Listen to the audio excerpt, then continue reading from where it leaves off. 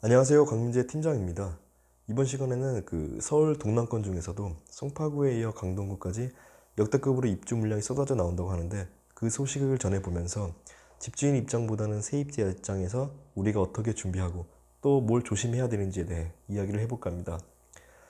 몇 달 전에 올린 것 같은데, 전에 송파구 헬리오시티 입주 물량과 관련하여 영상을 올린 적이 있어요. 해당 영상을 살펴보면 가장 큰 주제가 바로 역전세난이었습니다.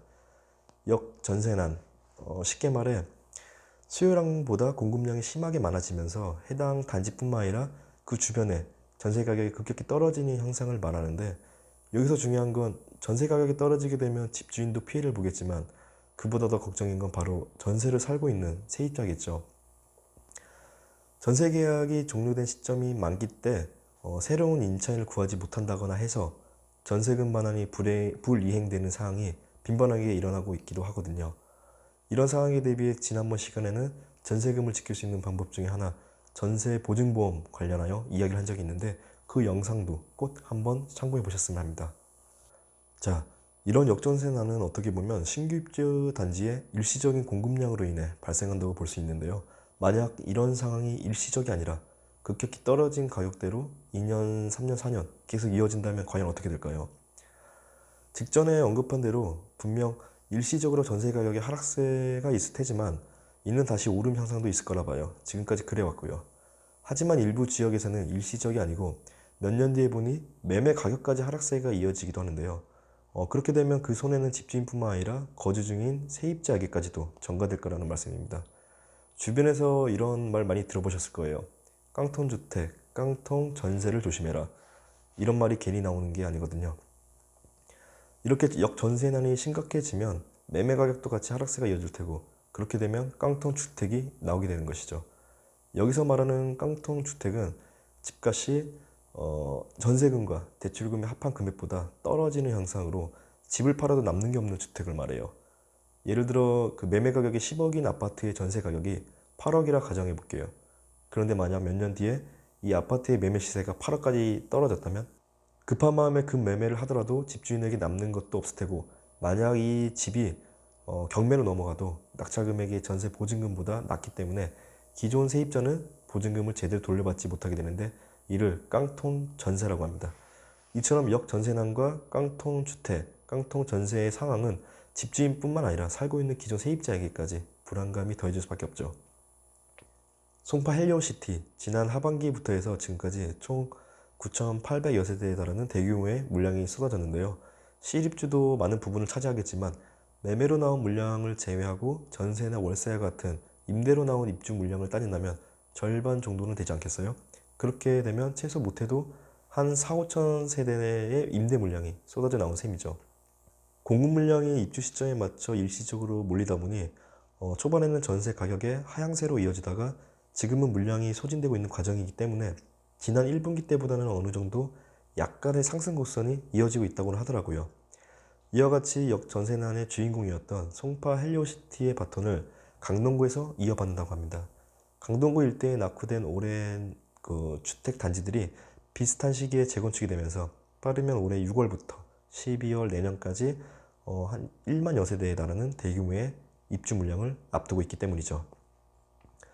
무조건이라는 표현보다는 대부분의 시장이 비슷한 패턴으로 흘러가는 것 같아요. 신규 아파트의 입주 시점에 맞춰 임대 물량이 일시적으로 쏟아져 나오니까 그 시점에서부터 잔금 납부 이전까지는 어떻게든 전세를 빼야 되잖아요. 그래야 전세와 동시에 잔금을 치르고 이전 등기를 하는 거니까요. 차차 전세 가격의 시세는 낮아질 텐데, 그럼에도 전세를 찾는 수요량보다 남아있는 공급량이 훨씬 많기 때문에 이 역전세난이 또 반복돼서 이어질 거라는 이야기입니다.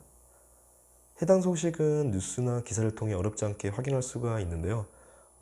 헬리오시티 단지 내 부동산을 운영하고 있는 지인분의 말씀을 덧붙여 이야기를 하자면, 당연히 지역에 따라 차이는 있겠지만 서울 동남권에 속하는 송파구와 강동구의 경우 이와 같은 역전세난이 당분간 이어질 거라고 하네요. 저는 지금 해당 소식을 전해보면서 앞으로 우리가 어떻게 조심하고 또 어떻게 대처해야 되는지에 대해 알려드리고자 설명드리는 것이지, 어떠한 부동산 시장에 있어 조장한다거나 상업적 의미를 두는 건 절대 아닙니다. 영상을 시청하면서 오해는 없으시길 바랍니다. 자, 다시 본론으로 들어가 가만히 생각해보면 깡통 전세와 반대로 전세 가격이 올라가면서 만기 시점에 전세금을 올려주던가 아니면 다시 이사를 가야 하는 상황이 있을 수 있죠. 어떻게 보면 전세 가격이 떨어져도 걱정이고 올라도 걱정이네요. 이건 또 어떻게 해석해야 할지 뭐 어쩔 수 없잖아요. 개개인이 각자 알아서 판단하셨으면 하고요. 일단 이렇게 전세 가격 상승이 꾸준한 지역의 특징은 인근의 새 아파트의 입주가 없다는 점입니다. 그러니까 일반 구축 아파트든 신규 아파트든 입주를 할 때는 가장 걱정인 부분이 보증금 반환도 있겠지만 보증금 인상 부분도 있을 테니 이 두 가지의 부분을 고려해서 계획을 잡으시면 될 듯 싶습니다. 어떤 사정이든 전세로 이사 계획을 준비해야 한다면 분명 확인하고 체크하고 준비해야 되는 상황들이 있습니다. 그런 부분은 아주 기본적이긴 하지만 놓치기 쉬운 부분들이기도 하죠. 제가 준비한 그 관련 영상들은 소비자들이 알기 쉽게 정리한 부분들이라 생각합니다. 영상을 촬영하고 편집하는 기술이 미흡하더라도 해당 내용만큼은 정말 최대한 소비자 입장에서 이해를 돕기 위해 설명을 드린 영상들이거든요. 본 영상과 함께 전에 찍어뒀던 전세 관련 영상들은 꼭 시청하셨으면 합니다. 지역 상관없이 앞으로 다가올 대규모의 입주 물량에 대비할 수도 있겠지만 그 이후에도 본인이 어떤 상황에서 어떻게 대처하고 준비해야 되는지에 대해 많은 공부가 될 수 있을 거라 생각합니다. 지금까지 부동산 플랜 강민재 팀장이었고요. 본문 내용과 댓글에 관련 영상들을 링크해 둘 테니 참고해서 시청하셨으면 합니다. 저희 부동산 플랜에서 운영하고 있는 네이버 카페도 있으니 방문하셔서 지름답이나 다양한 정보도 공유해 보시고요. 혹시 구독 안 하신 분들은 구독과 좋아요 그리고 알람 설정 부탁드립니다. 끝까지 시청해 주셔서 감사드리며 다음 시간에도 더욱 알찬 정보들로 찾아뵐게요. 감사합니다.